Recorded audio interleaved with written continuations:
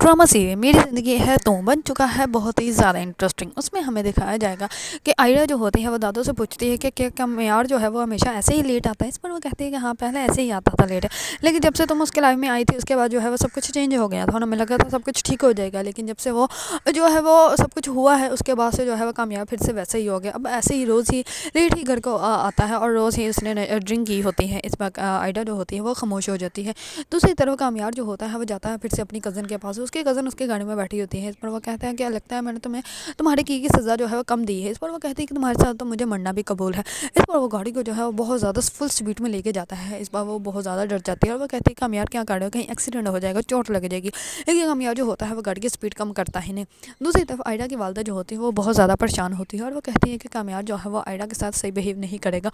वो आयरा जो है वो वहाँ पे खुश नहीं रहेगी। इस पर जो होता है उसका वालिद वो कहता है कि उसको पहले ही पता था कि वो वहाँ पे खुश नहीं रहेगी।